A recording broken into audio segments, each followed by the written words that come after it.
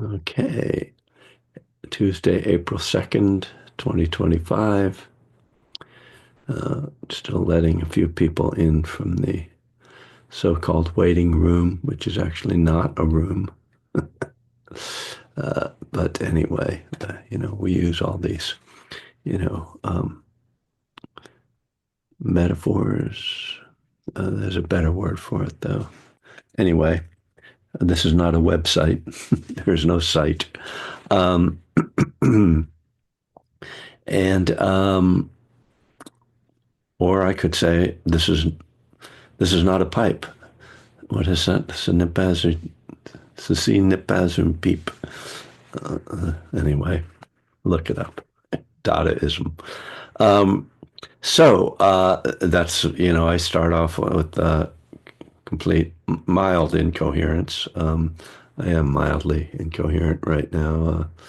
Just, was in the land of tornadoes and flash floods in Little Rock, Arkansas, where every 5 minutes my phone was getting a siren alert on it that there were flash floods at one point. When the tornado alert came at night, I was watching a basketball game on my computer, so I just went out and sat in the hallway because that seemed like a safe place in the hotel. Tornado did not hit, thankfully, but some of the people, one of the people who had invited me there was telling me about how their car was destroyed in a tornado a couple of years ago. So it's a real thing. But I'm now back in sedate Berkeley, where everything is lovely and calm, peaceful and progressive. And mm, yeah, I looked around when I was in the Little Rock airport yesterday. I went, all of these people voted for Trump. God, that was a bad thought, to have in my head. So anyway, we will do our usual 20 minutes of meditation. There's a few people still arriving late, and then I have some various little topics. Could go back to the science section, or I don't know. See what emerges during the sit. Our hot water heater also seems to have broken down last night, started flooding the basement. So, it's one of those delightful mornings. But, it's always like so striking to realize how dependent we are on this infrastructure that, like, like for thousands of years, people never took a hot shower, most or millions of years. I mean, it was only the people who found like hot springs that got to have hot water. Or maybe, I don't know, I guess after they discovered fire that anyway, I'm not a historian. Let's meditate and that'll at least, I might be talking, but hopefully I'll be more coherent.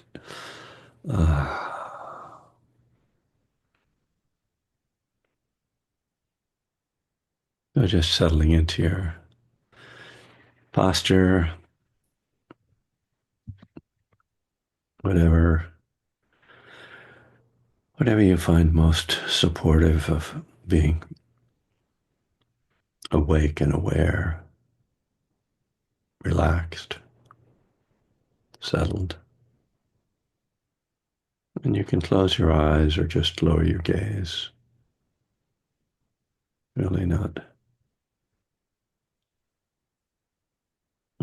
staring at the screen at this point. Not much value in that. It's a good break from screen time, even though we are doing this through our devices.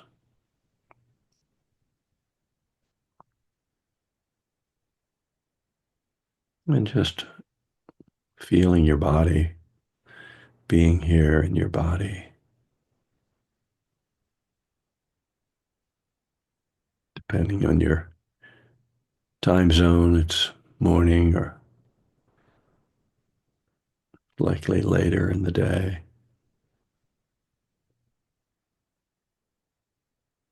And how How does your body feel at this time of day? Maybe you've had some caffeine or breakfast, or maybe you've gotten some exercise, or maybe doing some work. So when you stop and just feel the body for a moment,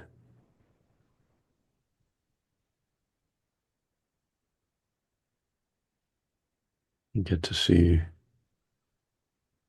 where you are right now. It's a changing state, right? Always changing through the course of the day. And so cultivating mindfulness of the body and mindfulness of the energy in the body and the feelings. This helps us to stay more grounded and equanimous through the day.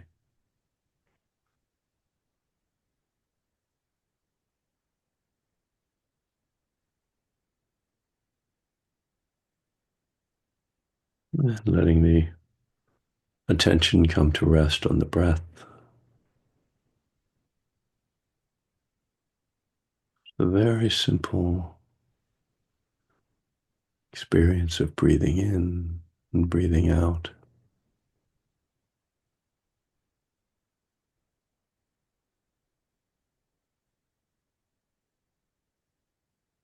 You don't have to do anything else.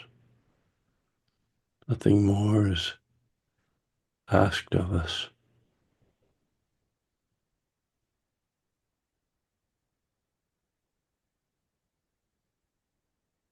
What does that feel like to just not have to do anything but breathe and be aware of breathing?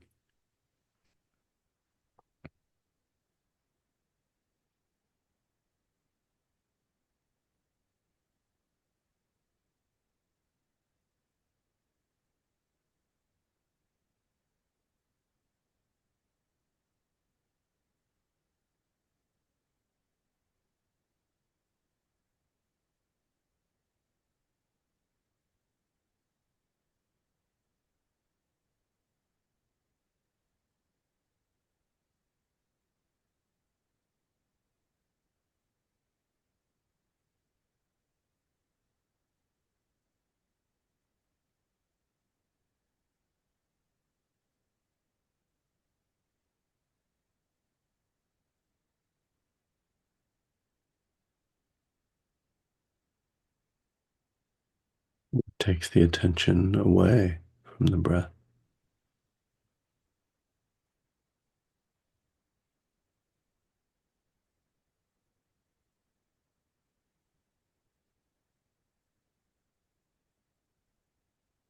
There's some worry or concern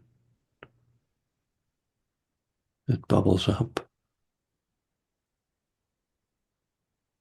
some memory or plan.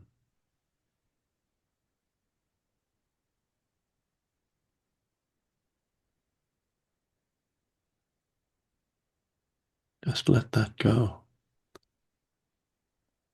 Come back to breathing.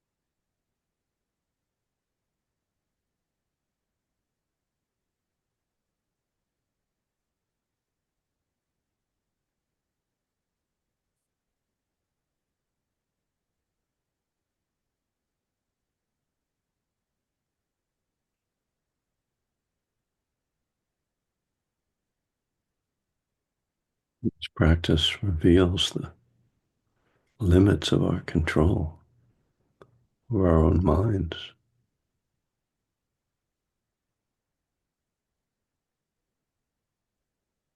even though we have the intention to stay present with the breath. We may find ourselves completely swept away with thoughts.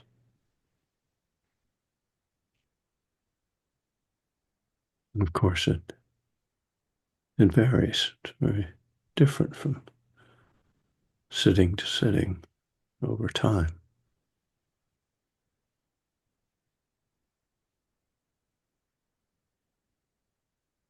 Persistence and sustaining practice can bring a gradual calming. Certainly the value of working at this.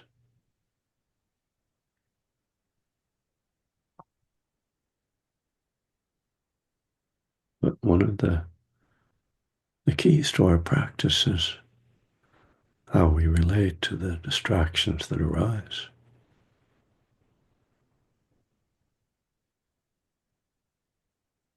We can be undisturbed by the disturbances of mind. We undercut their impact, accepting this is how things are. At the same time, applying an effort to be present. With the breath, it can help to apply a closer attention to the sensations and set the intention to stay with the whole of the breath, the beginning, the middle, the end, and the next beginning. And so on and on, breath to breath.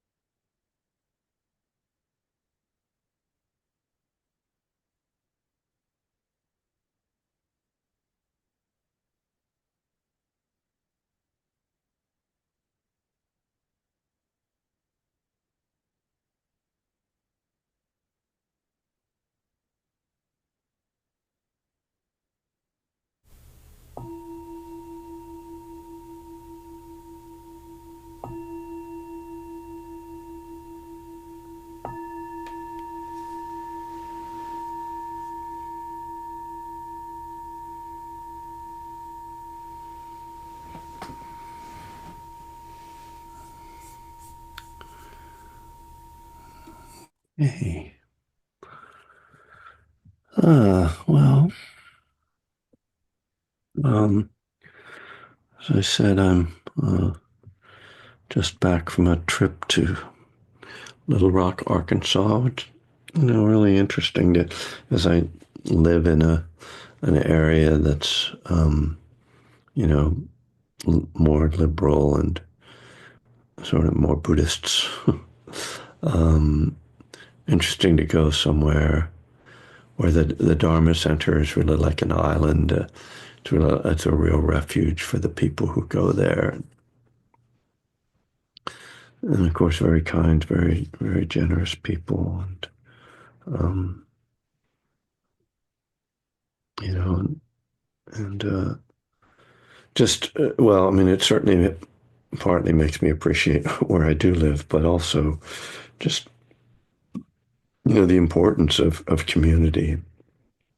There wasn't a big crowd, but, and so it seemed like, well, most of the people knew each other, and we're all really part of this very strong sangha.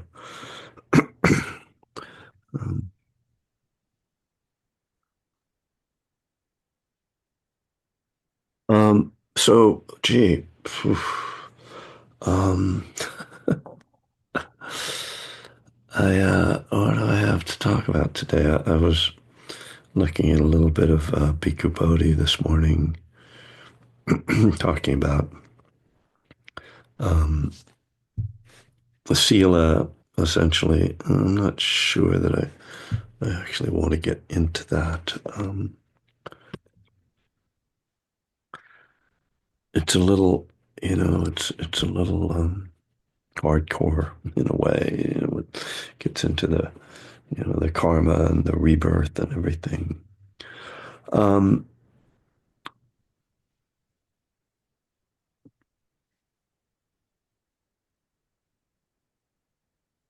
so I don't know what I'm going to talk about. I don't have anything on my mind really. I've been writing. I guess I've mentioned that, and I kind of got to a place where I was writing about concentration, and it just really it's interesting. Concentration is, I think, one of the most difficult topics to to delve into because there's so much. There's a lot of debate. There historically has been a lot of debate over the necessity for concentration and what level of concentration we need, to develop insight. Um, and as lay people who don't have presumably time to meditate for hours every day, our potential for the kind of concentration that you read about uh,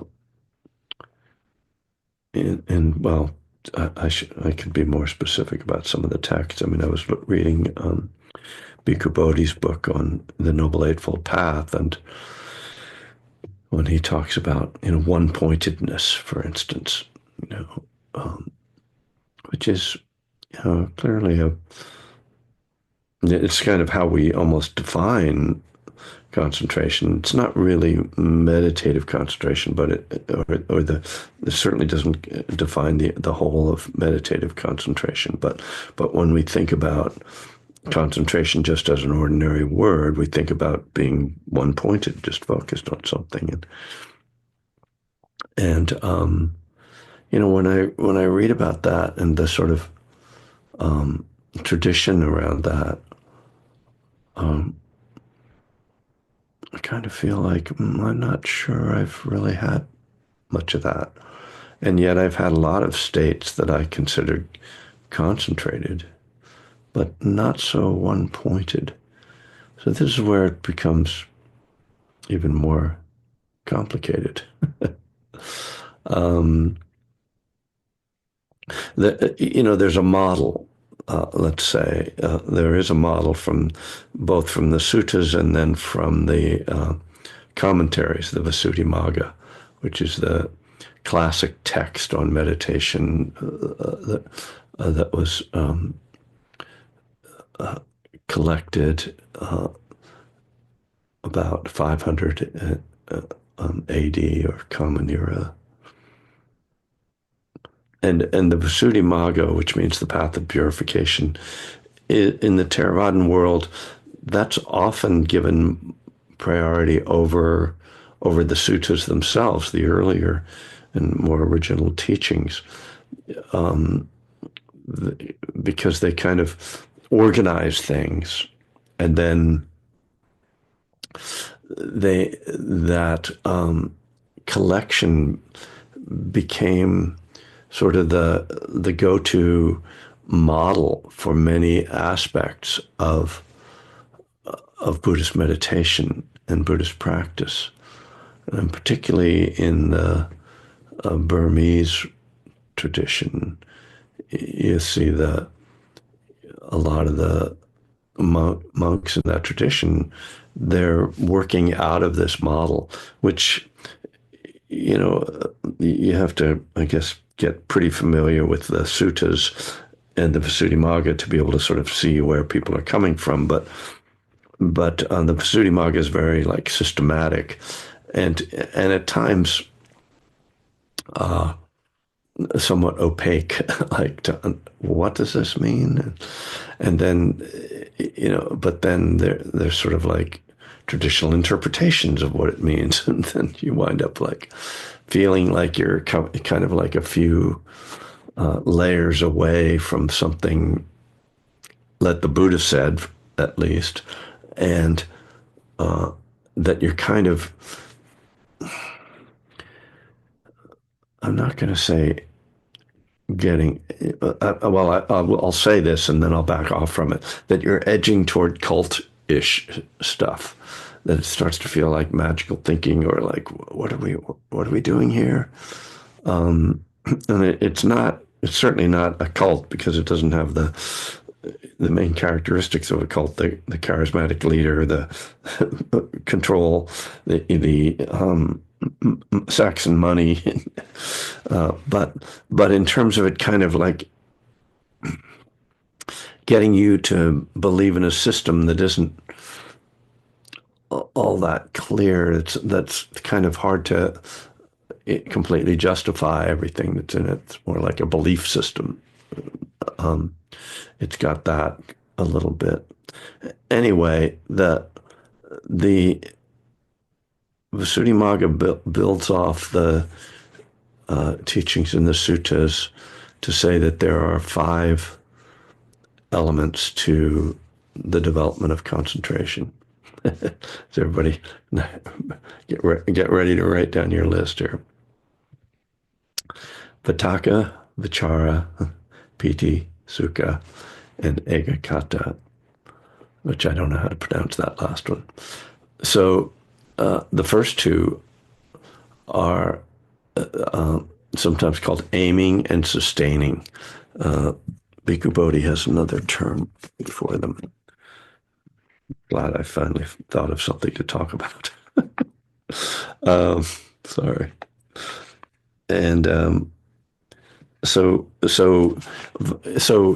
this makes perfect sense, like Vitakka Vichara, that first you decide, oh, I'm getting, like with the breath, let me point my attention at the breath, right? That's kind of the first thing we do, like find the breath and like, okay, now paying attention to the breath, and then try to sustain it. So Vitakka is the aiming, and the Vichara is sustaining.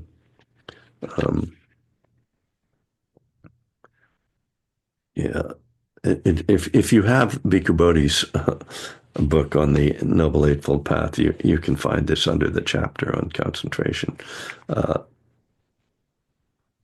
Yeah, here we go.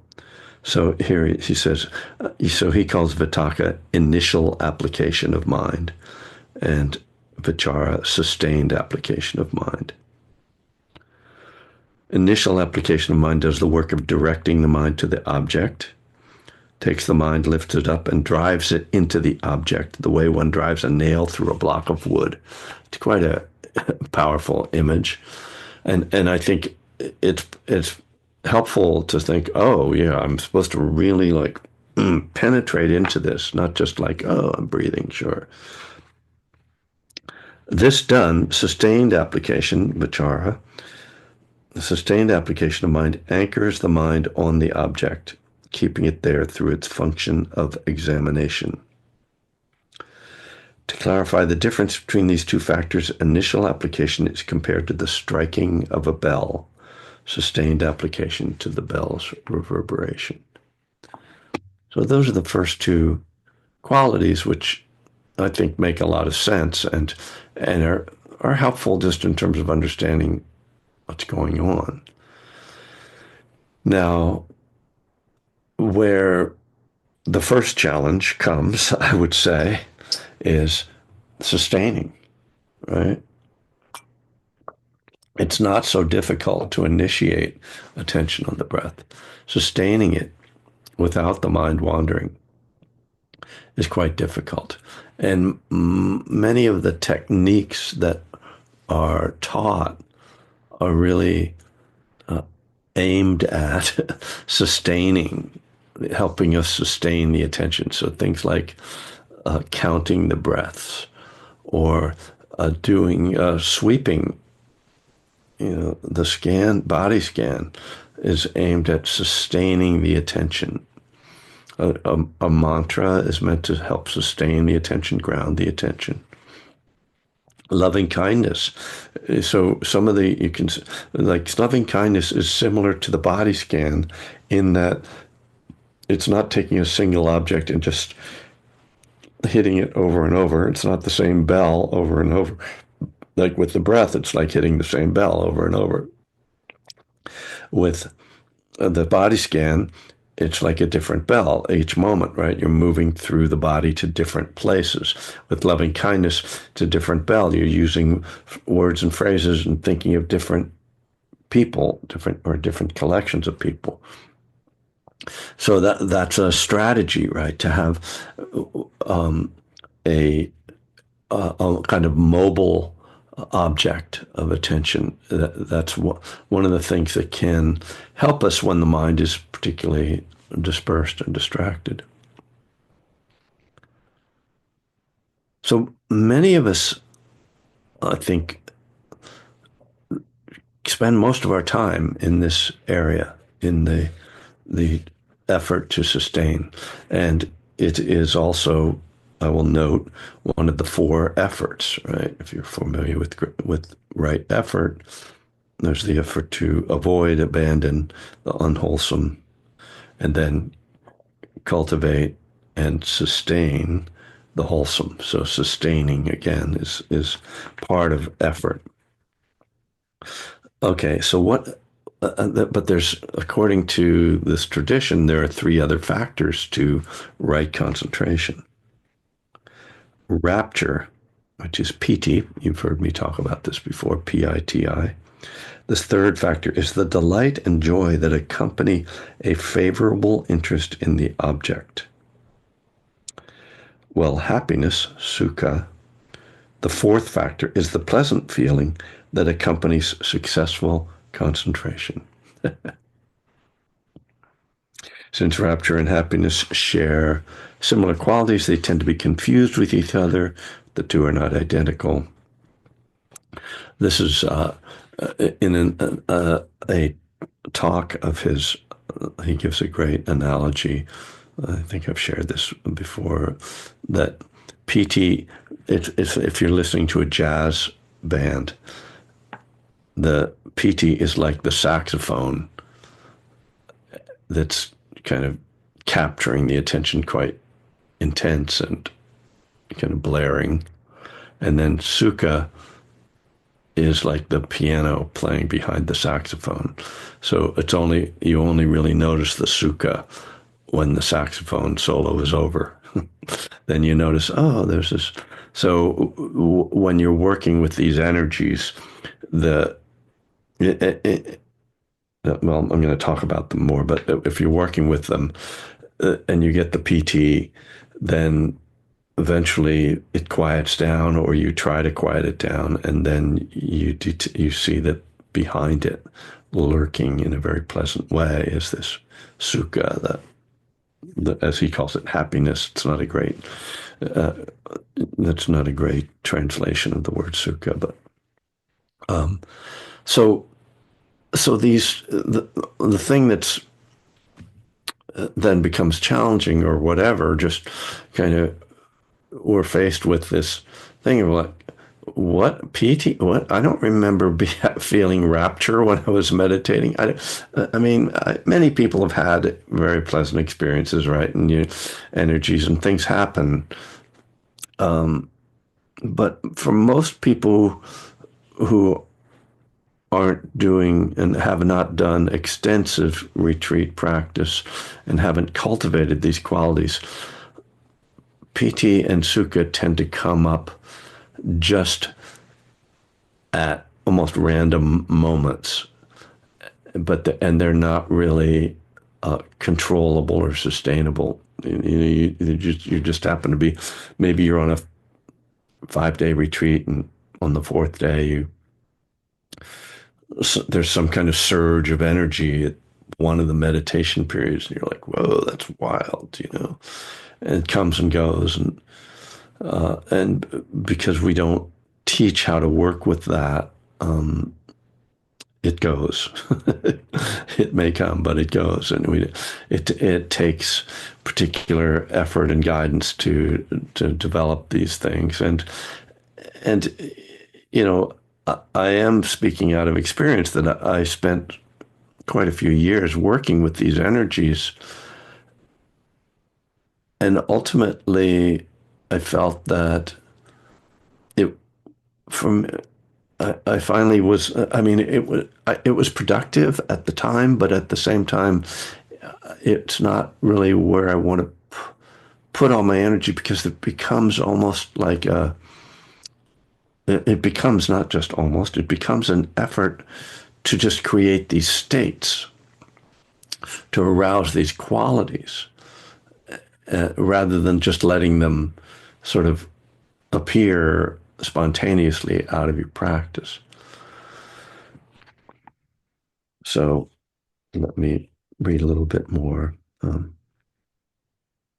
The fifth and final factor of absorption is one-pointedness, which has the pivotal function of unifying the mind on the object.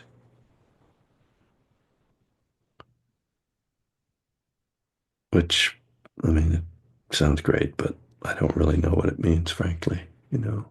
Uh, uh, because these five factors are associated with absorption, with jhana. Here, I think here's a little passage that it can be helpful. When concentration is developed, these five factors spring up and counteract the five hindrances. This is an interesting reflection. Each absorption factor opposes a particular hindrance.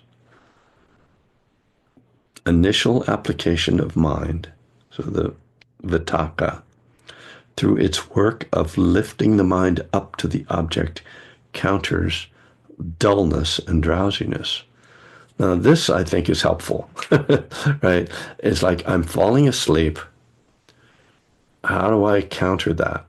Well, there are various ways to do that physically, but the mental way to do that is to become more engaged with the object, more interested.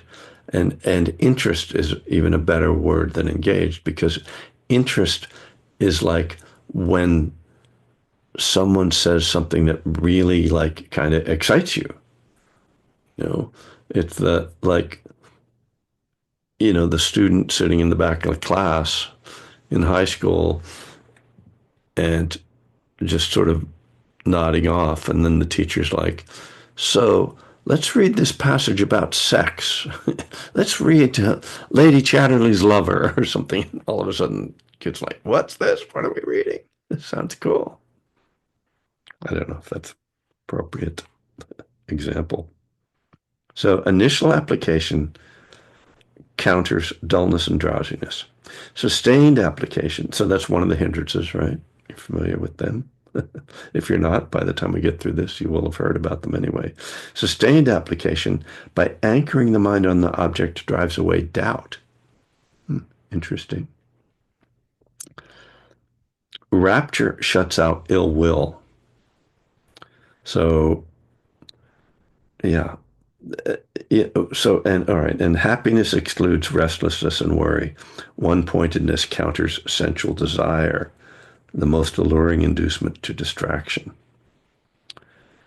So, a little bit on this because here I think when I read this, I feel a little more related to these somewhat abstract and sometimes distant qualities. So rapture shuts out ill will. Like, in other words, when you're feeling a lot of bright, uplifting energy, you're not in an aversive mind state. You're enjoying things. It's bright, it's exciting, it's enjoyable. So, and I will say that I think another thing to be said is that these qualities are actually common to meditation in subtle forms. It's when they get developed more fully that they become absorption factors. So that you can have a bright, uplifting feeling without having an absorption level of piti.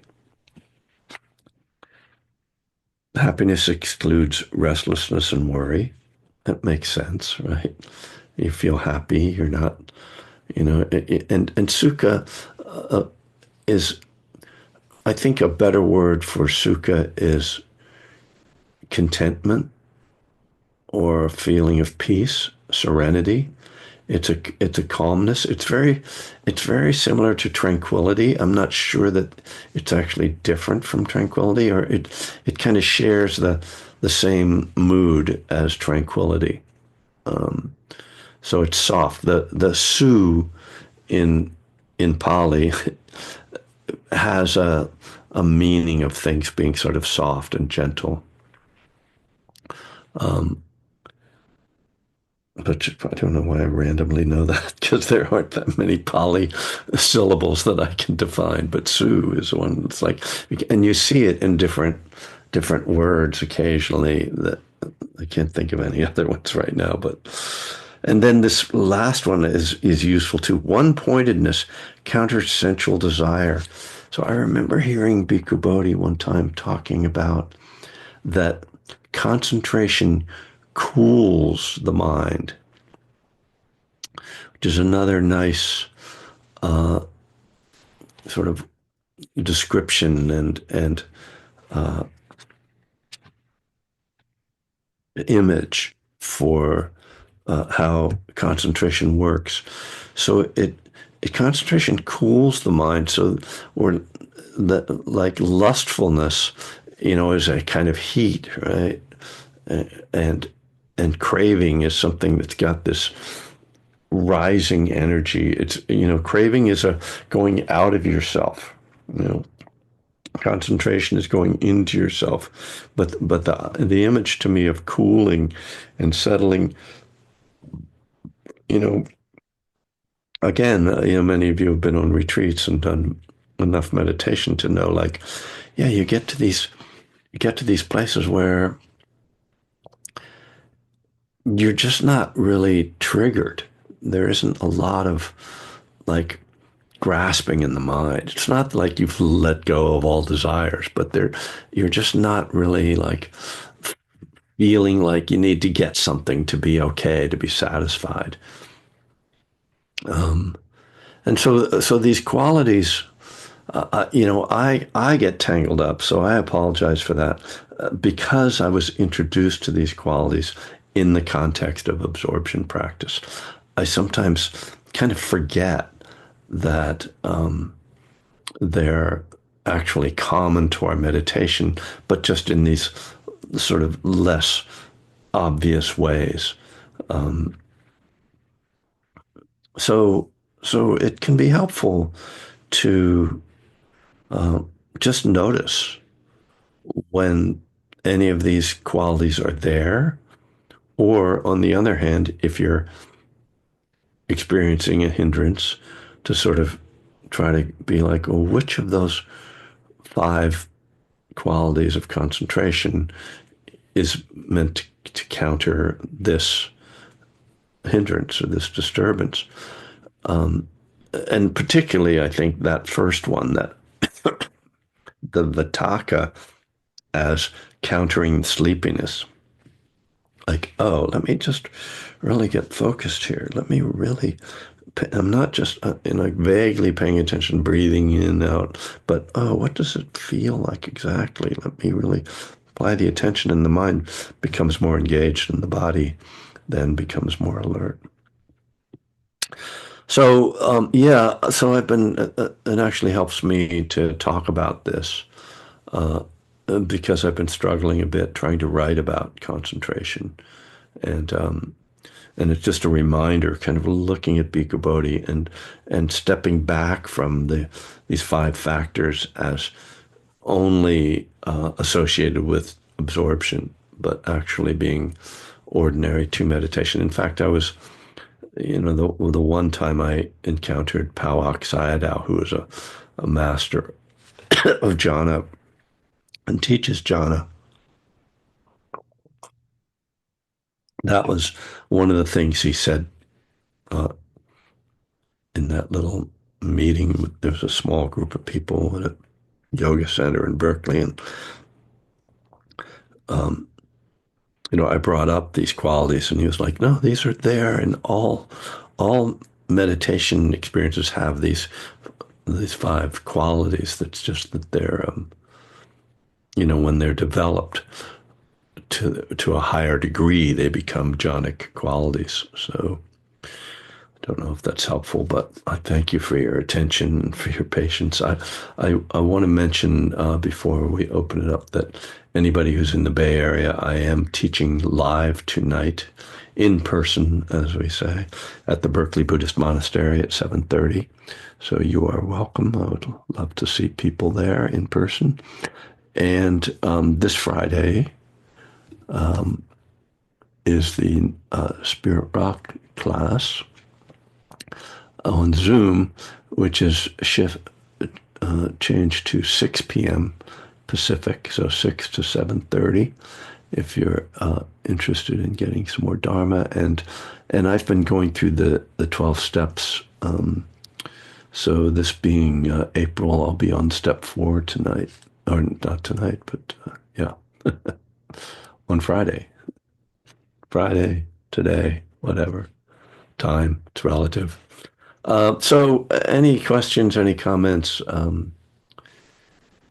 Happy to hear anything if anybody had wanted to speak.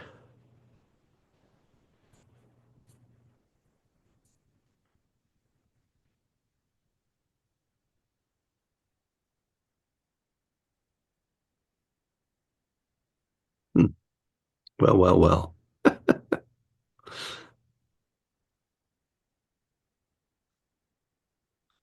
Bill, are you trying to talk? You look like you're trying to talk. No, okay. Debbie, I saw a physical hand rise. I don't know, I raised it, but I did. This is just, I don't know. I really appreciated you saying that everything you shared today, when we close our eyes and sit and begin our practice, we're going into this process at a level, right? And it's just a Right. continuum of experience. And today, I just really appreciated you offering and reminding us that going through these 5 stages, Vitakka, Piti Sukha, and the one pointedness, relates to the antidotes for the hindrances. Right. there's so much intertwining between all of the teachings of the Buddha, and they all are just, for me, it feels like they're all just offering us this opportunity for massaging each other. It's so intertwined. We're gonna, I don't know, I'm starting to get a little out there, I think, but the Good. beauty of oh yeah, here I am meeting the hindrances again because I've got this heap of aggregates, composing my body of presence on this earth. And I'm going to meet them all the time at various levels. And so another list of looking at, okay, this is how our meditation practice can evolve if we, are there and present and want to open our awareness to it without judgment, but just noticing where we are. And I think even in this chapter here, it says, just notice where you are and don't push yourself to the next level. Just be Mhm. fully present and notice, wow, how did I get here? And what is it opening up to me? Maybe I need to Yeah. sit in Vitaka for a while because I'm pretty dull, and that's okay to let go of judgment and not feel like I need to attain something else, just showing up. So Right.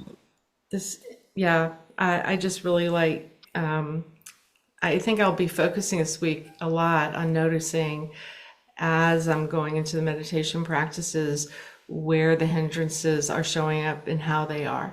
Mhm. And then I don't know, can you skip a level? Yeah, yeah, right, right. Exactly. It's not,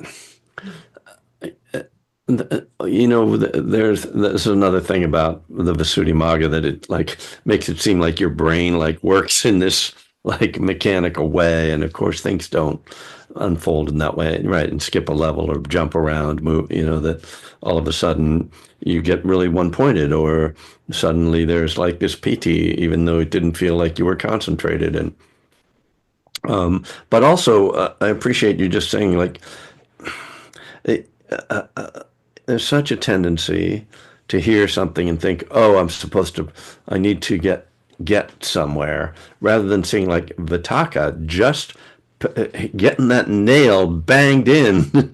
Really, you can spend plenty of time on that, and you can go back to that. You can kind of be okay. I'm okay. I'm sitting.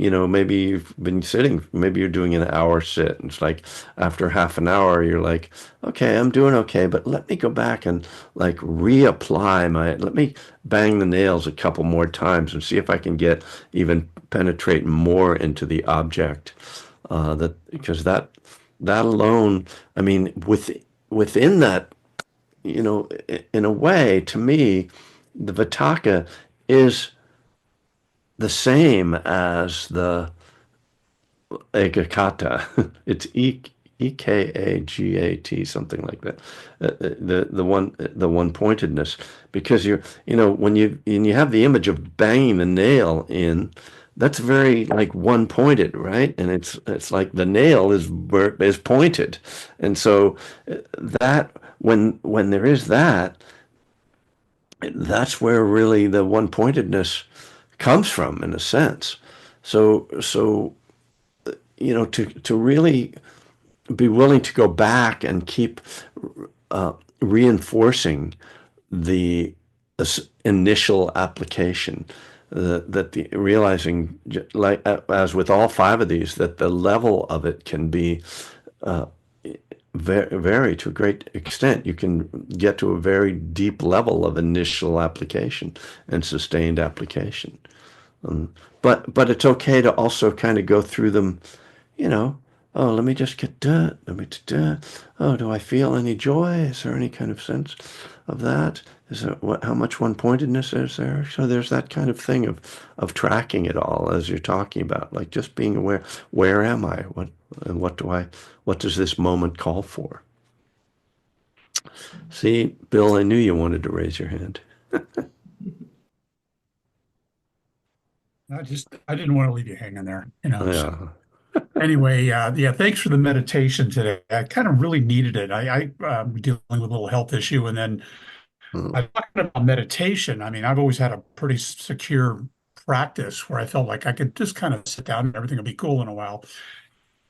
This and then the political atmosphere that's going on right now, I'm finding myself just a little bit dis distracted to say the least. Mm, And it's to me, it's a hard thing to break through, and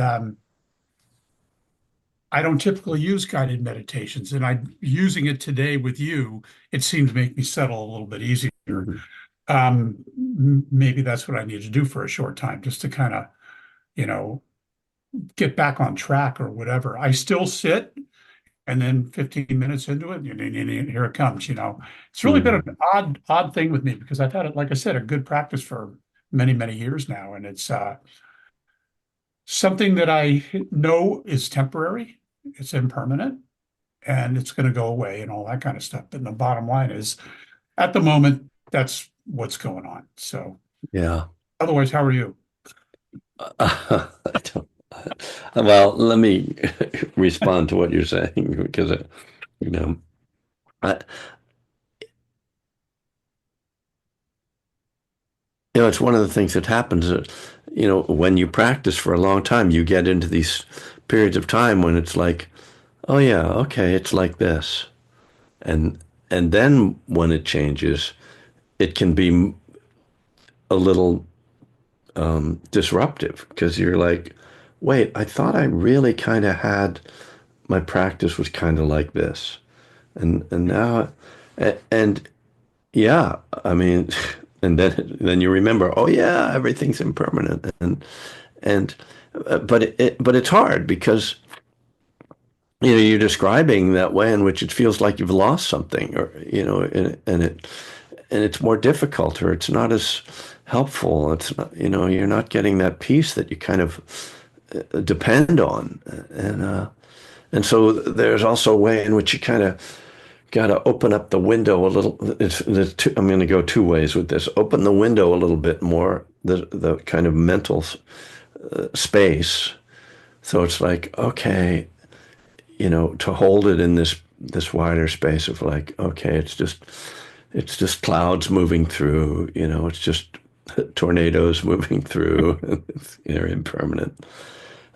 At the same time, what I found myself doing this past weekend was just going, I'm just gonna go back to trying to be only with my breath because I tend to sort of start with my breath, but then sort of being in my felt world that I talk about a lot, being in the feeling world and that physical energy world, which are really kind of the same thing, and sort of breathing with then emotions and letting them come through and just allowing and feeling and then I just felt like this weekend, like I'm getting too muddled in here. I'm just gonna go back to just breathing in, breathing out. So I guess what I'm getting at is like play with your point of view, with the tightness versus the spaciousness, and see what might might help just to to bring a little bit of ease to the lack of ease. Yeah. Yeah, and it's interesting. I have reverted back to some of the old stuff I used to do when I was first learning to meditate and, using counting techniques, whatever I Mhm. could get into more of a Yeah, concentrated state or the Thich Nhat Hanh poem, yeah, keep slow, all that, and just keep repeating, just to get into that mode of yeah, concentration where I can stay there for a while. Yeah. So, well, I yeah. appreciate it, Kevin. Yeah. And you have to be careful that you just have to really watch what's behind that Mhm. effort because those are useful tools. But if there's an underlying aversion to what you're feeling, then you're using that tool to push away or Yeah. to get to a particular place. And that's where, as I say, I like to sometimes step back and go, oh, just allow that aversion to be there and don't be bothered. Mhm. Just can I just not be bothered by the fact that my mind is agitated? Yeah. So yeah, be careful of that. But otherwise, yeah, using some extra concentration techniques is Yeah. can be very helpful. Yeah. Thank Good to you. see you. Thank Yeah, you. you too. I am really on the verge of getting out and at least, uh, I might text you later in the week about doing some chipping and putting. So I have to find the time. Um, yeah, I was about to go, but Ori, please go ahead and then we'll wrap it up. Oh, sorry, I didn't realize we were out of No, time. no, no worries. I have a practical question, sort of the opposite of the last question. So I have lately been increasing the meditation time, or the time that I meditate every day, and I've been having these. I mean, you touched upon this a little bit before the meditation, I think, or maybe it was after. But I had these sort of very brief, extremely pleasant sensations, almost like when I like the closest comparison I can think of is sort of being on MDMA, if I can Hmm. Right. phrase it. Uh, but just extremely sort of briefly, and as soon as I notice it, I know I sort of it sort of slips away. Yeah. Yeah. Uh, I mean, I understand this is probably some sort of clinging and trying to hold on to it, but it would be extremely nice to extend that period a bit. Realizing I might be sounding like a an addict, which I am, but Well, you're among friends here. It's okay. is this any tips, any tricks to Yeah, absolutely. Thank you. That's a great question, and it is a really important one to how to that we don't talk that much about because we do kind of spend much more time talking about the hindrances and everything. So, what do you do when something really pleasant happens? And it definitely takes a delicate kind of non-interfering to when that happens. It first of all, it's a very nice sign. It's a very, I'll say, positive sign that that these qualities are ripening. So that's great. You want to, one way of working with this is to shift your attention from your breath or whatever your meditation object is to the feeling itself. And then just open to and welcome the feeling, not going toward it, but receiving it in a sense. And you can kind of have the breath in the background, so the breath is keeping you stabilized, kind of keeping you relaxed, but you're letting this feeling come through and really fill you up. And what it says in the suttas is that one drenches and steeps, you know, you kind of permeate yourself with the feeling. You let these feelings really fill you up. It's if you've ever had a experience with loving kindness where you kind of felt this radiance, it's a similar thing. And it is like a drug experience. It's one of the reasons people compare meditation to psychedelic or plant medicine experiences, that it's this it's that's when the piti, the rapture, and the sukha are really starting to blossom.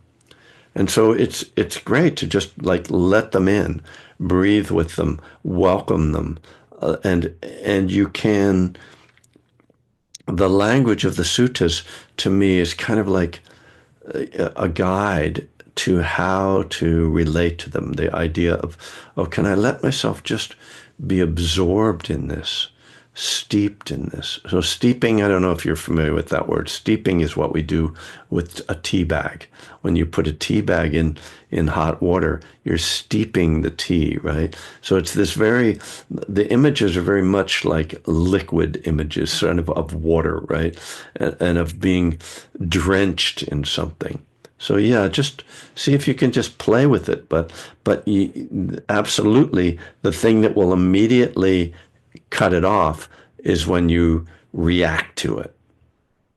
When you're like, wow, what's this? Or that's amazing. Or wow, I'm having that experience. As soon as the self steps in, that's I'm having this thing, then immediately it will disperse. So you have to just stay with it as a feeling experience. I'm supposed to go upstairs, but I don't hear my wife stomping around, so I think it's okay for me because we've got to deal with this hot water heater. And anyway, so anyway, and until I hear her, because she's working too, until I hear her coming out of our office, I'll answer one more question, Steve. Well, it's not so much a question. Everything that you were Comment. just describing was because I had a few questions about this concentration thing, but what came to mind was that when you started talking about with Bill the golf and everything is that this is one of my favorite times of the year, and watching the Masters golf tournament. Not so much but the golf. It's about the history of the event. It's about the Augusta National Golf Course. It's about the beauty of the green lawns and the trees and the people and the conversations and the music, and it's like this whole. It's like a very exciting moment to realize that there's so much beauty in the earth and still going on even around the insanity. So, I mean, I just started thinking about that. Get concentrated on just this whole thing about distracting myself to get away from the insanity of what's going on in our country and what's going on in the world. Is that there are some brief moments in time where you can experience that joy and pleasure of Mother Nature and Mother Earth. And like I said, it's not just about the fact that it's a golf tournament. It's just the whole thing. I mean, I can even hear the music in my head already. It's like pretty funny stuff. That's all. I just wanted to share that. Okay, thank you. I have to. Um, thank you all for showing up. I plan to be here next Tuesday as well. And again, if you're in Berkeley tonight, drop by the monastery, and then Friday night at 6 p.m. the Dharma and Recovery for Spirit Rock. So thank you all for showing up. And Go fix your water heater. yeah, Have a bless. beautiful day. Thank you, Kevin. Thanks, Steve. See ya. Thanks, everybody. Thanks, Kevin. Okay. Night.